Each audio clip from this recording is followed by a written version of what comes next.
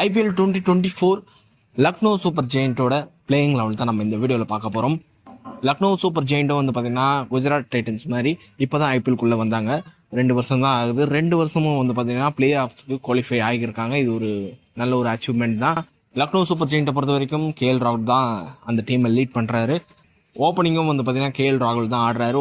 அவர் கூட வந்து பார்த்தீங்கன்னா குவிண்டன் டிகாக் விளையாடுறாரு. 1 டவுனில் டேவிட் படிக்கல்.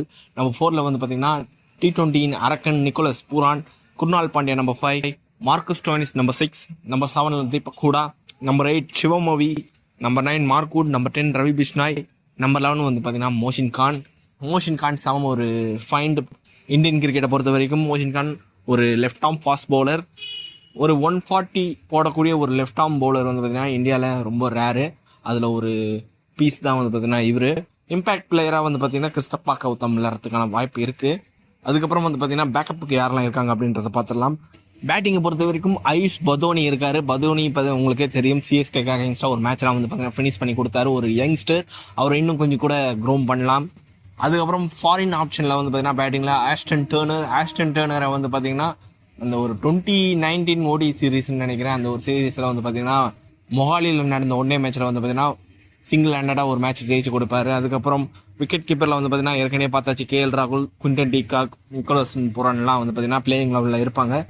ஆல்ரவுண்டர்ஸை பொறுத்த வரைக்கும் Krishnappa Gowtham, Marcus Stoinis, Krunal Pandya, Kyle Mayers ஒரு செம்ம பேட்ஸ்மேன். T20 பொறுத்த வரைக்கும் ஒரு அதிரடி பேட்ஸ்மேன். அவர் வந்து பிளேயிங் லெவலில் வரதுக்கான வாய்ப்பு கம்மி தான். போன வருஷமே குவிண்டன் டிகாக் இல்லாத நேரத்தில் அவர் யூஸ் பண்ணாங்க. பேக்கப்புக்கு வந்து பார்த்தீங்கன்னா குவிண்டன் டிகாக்கு பேக்கப்புக்கு அவர் வந்து பார்த்தீங்கன்னா யூஸ் பண்ணலாம்.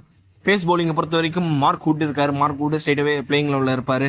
அதுக்கப்புறம் வந்து பார்த்தீங்கன்னா சிவமோவி ஒரு அண்டர்-19 வேர்ல்ட் கப் ஜெயிச்ச ஒரு பிளேயர். தாக்கூர் அவர் ஒரு நல்ல ஒரு right arm medium fast bowler. Naveen ul Haq போன சீசனில் வந்து பார்த்தீங்கன்னா செமையாக பவுலிங் போட்டார். அவர் மறுபடியும் வந்து பார்த்தீங்கன்னா LSGல தான் இருக்கார். அவர் வந்து பார்த்தீங்கன்னா ஒரு ஃபாரின் ஃபாஸ்ட் பவுலர் ஆப்ஷனாக இருக்கார். மார்க்வுட் ஆடலைன்னா மார்க்வுட் என்னை பொறுத்த வரைக்கும் 14 மேட்சஸ்லாம் விளையாட மாட்டார். அவர் விளையாடாத மேட்ச்சில் வந்து பார்த்தீங்கன்னா நவீன் உல்லாக்கை ட்ரை பண்ணலாம். ஸ்பின் பவுலிங்கை பொறுத்த வரைக்கும் அமித் மிஸ்ரா, ரவி பிஷ்னாய் உங்களுக்கே தெரியும், இப்போதைக்கு லேட்டஸ்ட்டாக நம்பர் 1 பவுலர்லாம் இருந்தார். ஓவரால் இதுதான் வந்து பார்த்தீங்கன்னா LSGயோட ஸ்குவாட். LSGயை பொறுத்த வரைக்கும் செம ஸ்ட்ராங்காக இருக்காங்க. பேட்டிங்லேயே பார்த்தீங்கன்னா ஓப்பனிங்கை பொறுத்த வரைக்கும் KL ராகுல், குவிண்டன் டிகாக் செம பேட்ஸ்மேன். 2 பேருமே வந்து பார்த்தீங்கன்னா ஒரு கிளாசிக் பேட்ஸ்மேன்னே சொல்லி ஆகணும். குவிண்டன் டிகாக் வந்து பார்த்தீங்கன்னா லெஃப்ட் ஹேண்டர், KL ராகுல் ஒரு ரைட் ஹேண்டர். அவ்வளோதான் வித்தியாசம் இவங்களுக்கிடையே. அந்த அளவுக்கு வந்து பார்த்தீங்கன்னா கிளாஸாக ஆடுவாங்க.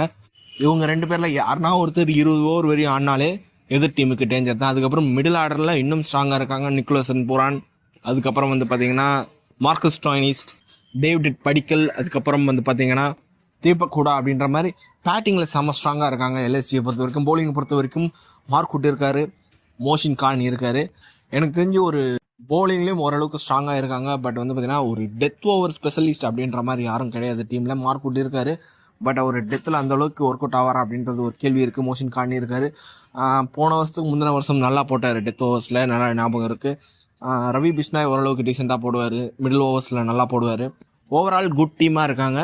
ஒரே ஒரு மைனஸ் என்னென்னா அவங்கக்கிட்ட ஒரு நல்ல ஒரு டெத் பவுலர் இல்லை. ஓகே, இந்த பிளேயிங் லெவலை பற்றி நீங்கள் என்ன நினைக்கிறீங்க? உங்களோட ஃபேவரட் பிளேயிங் லெவலில் நீங்கள் வந்து பார்த்தீங்கன்னா கமெண்ட் பாக்ஸில் டைப் பண்ணுங்கள். இந்த வீடியோ பிடிச்சிருந்தா லைக் பண்ணுங்கள், ஷேர் பண்ணுங்கள், நம்ம சேனலை மறக்காமல் சப்ஸ்கிரைப் பண்ணி வச்சுக்கோங்க.